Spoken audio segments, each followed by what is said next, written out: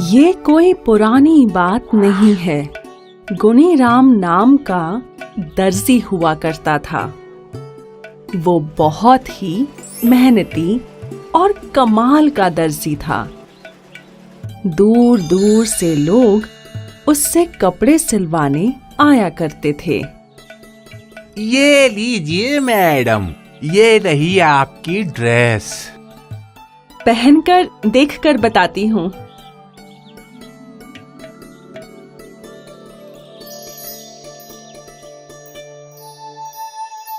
ओह, तुमने तो ये बहुत ही कमाल की सिली है। ये तो बहुत ही बढ़िया है। अगली बार से मैं अपनी दूसरी सहेलियों को भी यहाँ ले आऊंगी। जी मैडम, जरूर आइएगा। हालांकि गुणीराम का काम बहुत अच्छा था, लेकिन फिर भी वो खुश नहीं था। अब ये भी अपने दोस्तों को लेकर आएगी, जिसका मतलब और ज्यादा काम। ये लोग आखिर कब समझेंगे कि मैं सिर्फ एक ही आदमी हूँ जिसके 2 हाथ हैं।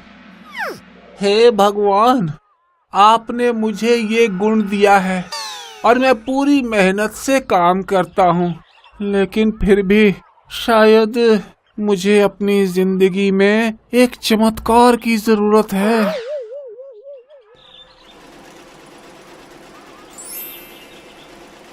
गुणीराम, कौन? किसने बुलाया?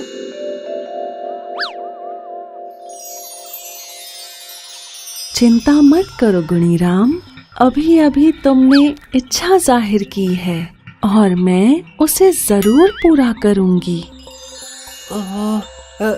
ऐसा है क्या? क्या आप मुझे कुछ समझ नहीं आ रहा।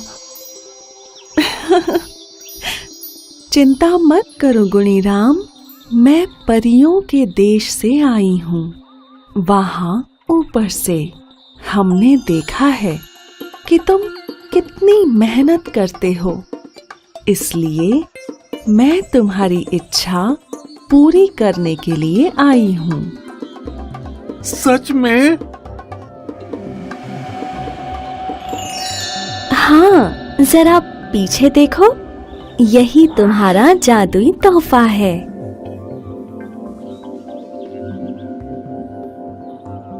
ये सोने की सुई और धागा, ये क्या करते हैं?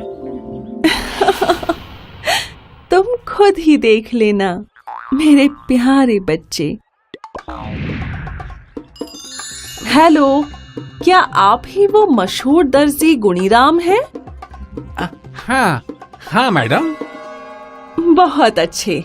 देखो, मेरे पास ये कपड़े का टुकड़ा है।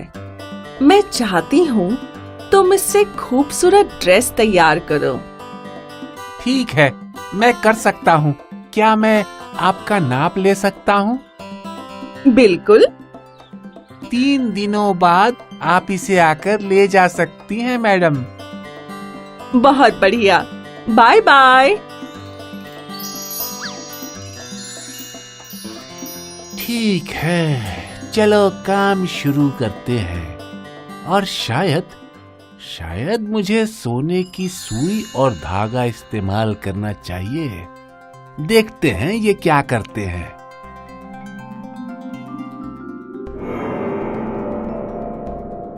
क्या? कैसे हो सकता है? और बिल्कुल नाप के हिसाब से बनाया है। मुझे तो यकीन ही नहीं हो रहा। हे भगवान, वो परी सच में आई थी क्या? माफ करना, मैं अपना फोन भूल गई थी। क्या? इतनी जल्दी ड्रेस बन भी गई? हे भगवान, तुम तो जादूगर। अब तो मैं सारी दुनिया को तुम्हारी दुकान पर भेजूंगी।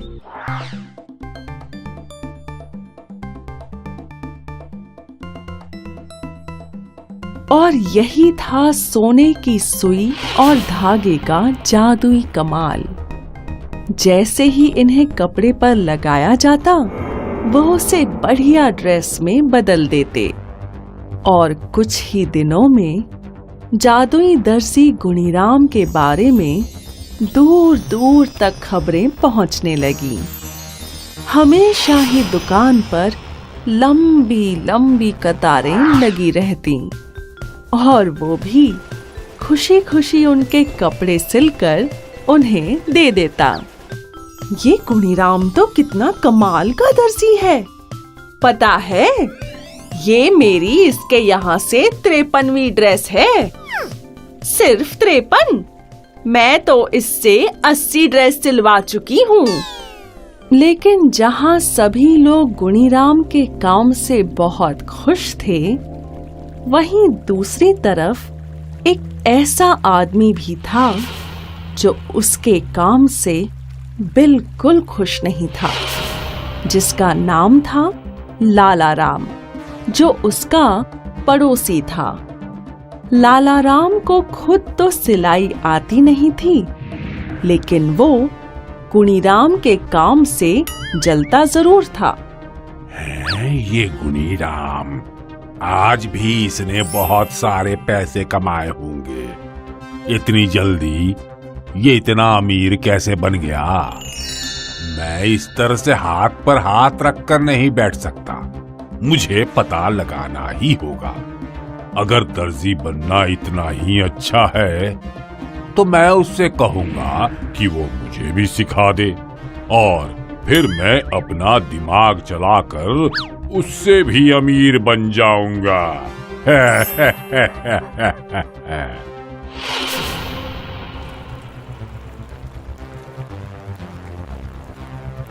अरे लाला राम, इतना वक्त हो गया, अंदर आ जाओ।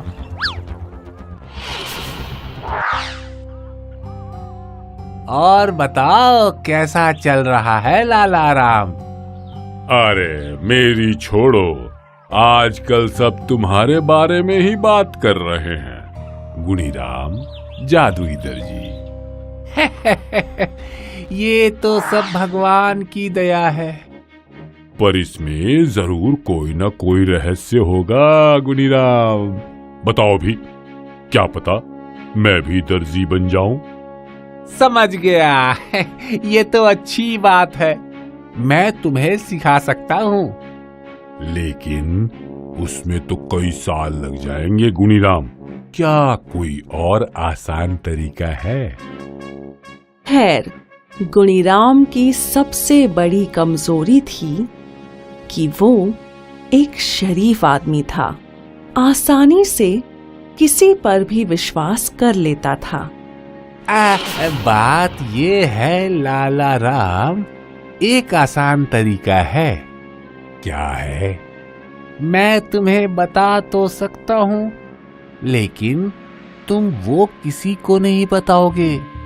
हाँ पक्का, बताओ बताओ मुझे। और फिर गुणीराम ने अपनी जिंदगी की सबसे बड़ी गलती की। उसने लाला राम को अपनी जादुई सोने की सुई और धागे के बारे में बता दिया। तो ये है इसका रहस्य। अब मुझे बस इतना करना है, इसके जादुई सोने की सुई और धागे को अपने कब्जे में ले लेना है। गुणीराम, मेरे भाई, क्या मैं एक गिलास पानी पी सकता हूँ? हाँ हाँ बिल्कुल, मैं बस अभी आया।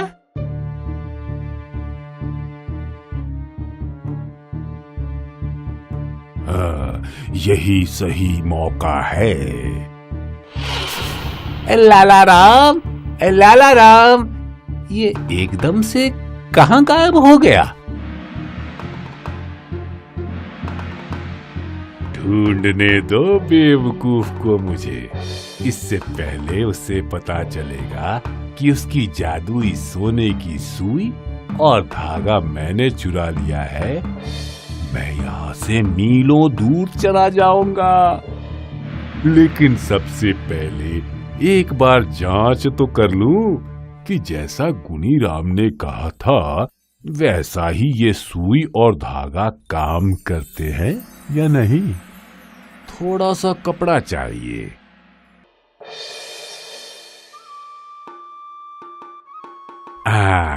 तो अब मैं इसके साथ क्या करूं?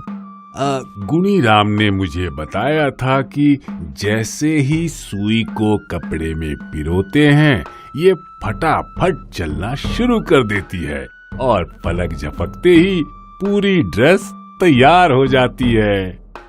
हाँ, बिल्कुल ऐसा ही करता हूँ। जल्द ही मुझे मेरी जिंदगी की सबसे बढ़िया शर्ट मिल जाएगी और फिर मैं अमीर भी हो जाऊंगा। अभी तक सब कुछ लाला राम के शैतानी दिमाग के हिसाब से ही चल रहा था, लेकिन उसने अभी तक एक चीज के बारे में नहीं सोचा था कि उसे सिलाई के बारे में कुछ भी नहीं आता था। उसे तो ये भी नहीं पता था कि शुरुआत कहाँ से करनी है और ना ही उसे पता था कि सुई और धागे को कैसे पकड़ा जाता है। उससे एक गलती हुई और तभी सुई उसकी उंगली में घुस गई।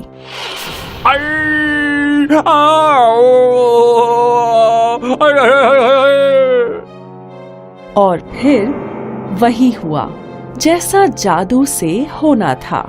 सुई ने लाला राम को कपड़ा समझ लिया और वो बार बार लाला राम को चुभती गई।